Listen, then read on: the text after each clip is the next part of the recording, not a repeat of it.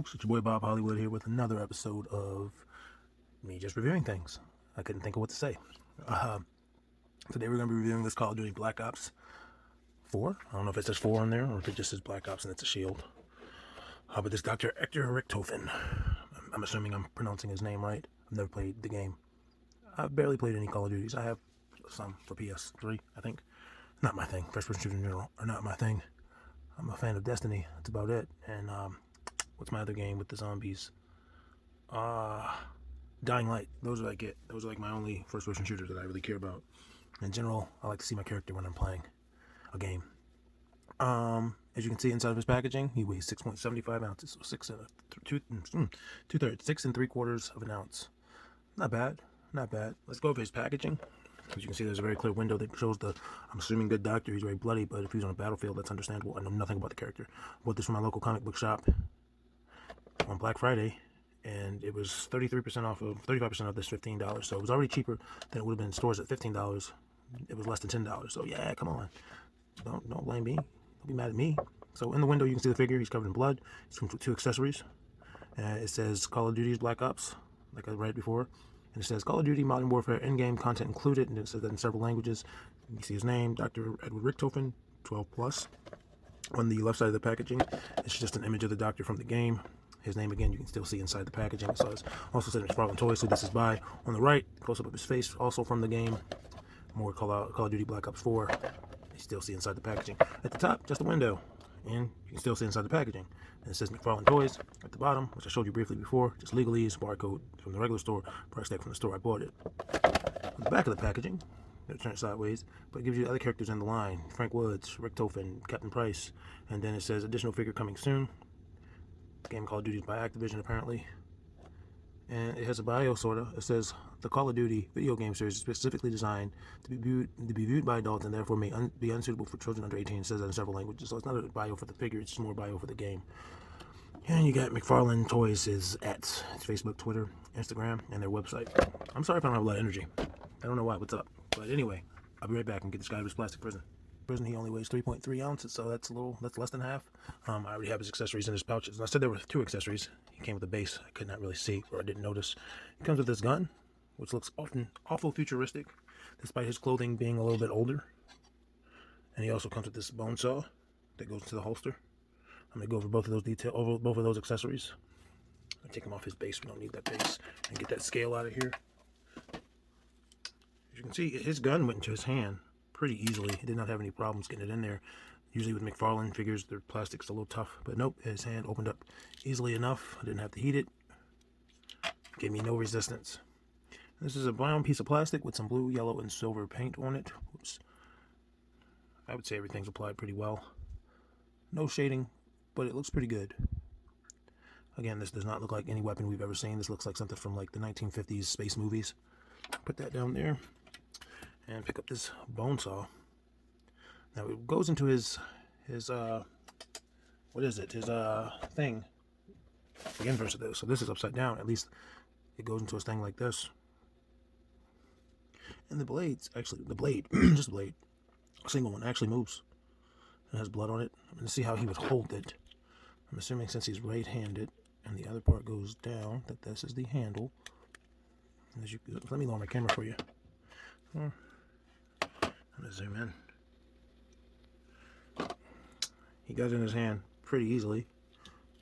I'm going to assume, because he has the butterfly joints, I'm going to assume that he would hold it something like this to get precision. He's not actually holding it right now, but like, you know what I mean? Because he's covered in blood, it's covered in blood. There's no blood on his pants. Let's go over his details because of that. So, we have this Howard Stark looking face. It looks like he's from the video game in plastic form. I mean, some video games translate better, or some toys translate better, but he's not bad. He just looks like a toy. And I dropped him. And he's broken. No, he's not broken, but I did drop him. Butterfingers. Whoopsies. Like I said, he's got on a gray shirt and like a tan or olive colored vest, and they're covered in blood. His forearms, hands, covered in blood. He's got these. I don't know what these are. They have different numbers on them. There's no blood on his back. He's got this belt. That's a separate piece. There's no blood on the belt. It rotates. I don't see where it could disconnect. It probably doesn't.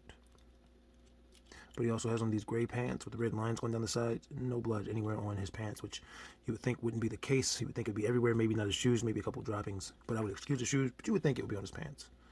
But the details are good. You can feel the detail.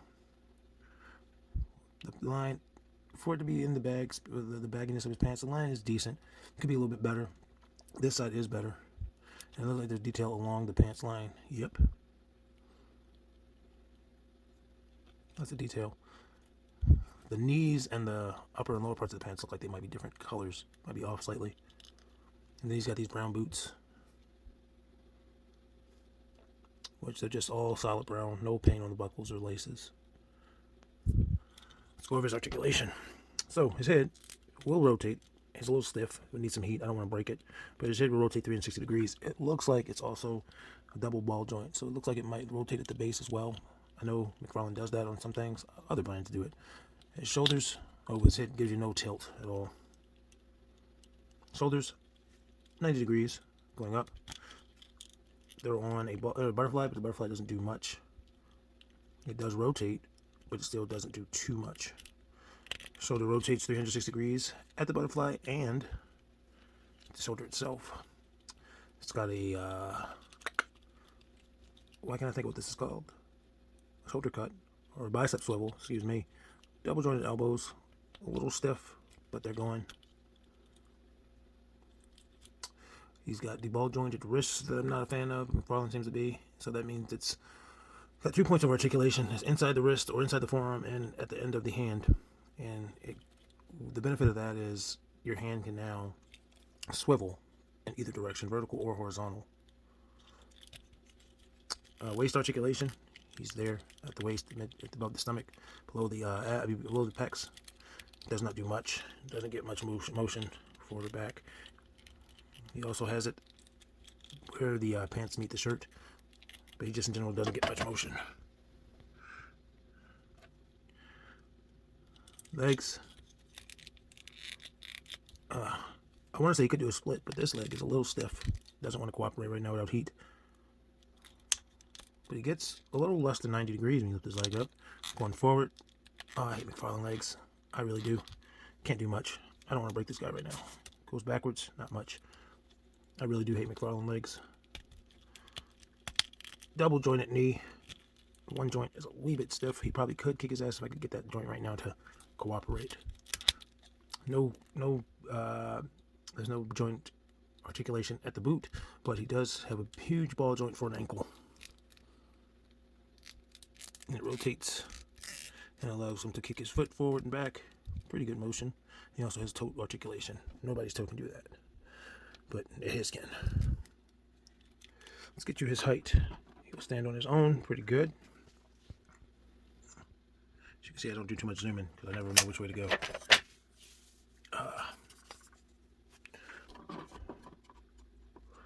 And as you can see, he's just about 6 1/4. Alright. I like the way this guy looks.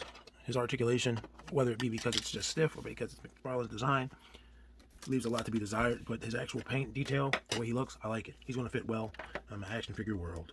Let's do some size comparisons. Let's compare him to Duke from the G.I. Joe Classified figures, which he appears to be about the same height, maybe a little bit taller. His shoulders are definitely higher. His head looks to be up higher, but they look like they come to the same place. Meaning Duke's head's a little big. And then Captain America, Alex Ross Captain America from the Marvel 80th. I love that Captain America. Still got to get Cap Wolf again. And Cap's taller. He fits well with them. He goes really well with them. Let's give him some lady love. They're both going to dwarf him. Brie Bella and Zarya from Hasbro's Overwatch series. They're both much taller than him. Makes me think, man, maybe I should do a video game shop. I have plenty of Fortnite figures, and I have all the Overwatch figures. No, I don't have the German. I can't think of his name. And then we have this McFarlane Rhino, which does not want to stand. He does not want to cooperate, but he's clearly much taller than his McFarlane brother. And then Jonesy, who's from Fortnite as well, but from Jazzwares, he's much smaller. Not much smaller, but he's smaller than the Doctor.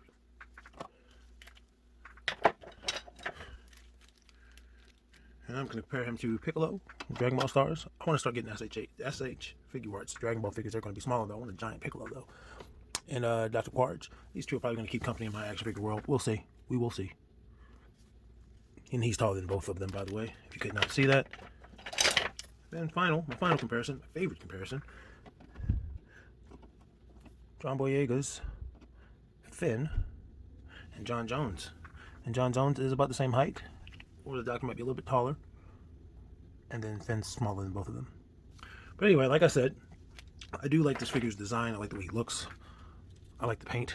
I like the blood. I wish it was blood on his pants as well. One thing I don't really like is his articulation. But this guy's cool. He's a keeper. I'm glad I got him for this price. I was always looking at him when I would go on Target. He was never on clearance. But I got him for a pretty good price. Got him for less than half off. I would have been in a big box, not big box store, but like, you know, your chain stores. This guy's cool. Anyway, I'm sure he wouldn't want you to forget. Action figures speak louder than words. And like, comment, subscribe. I want you back here. I want you to come back. I want you to know when to come back. So hit that bell. And I look forward to seeing you again. Just like I know you look forward to seeing me again. Peace.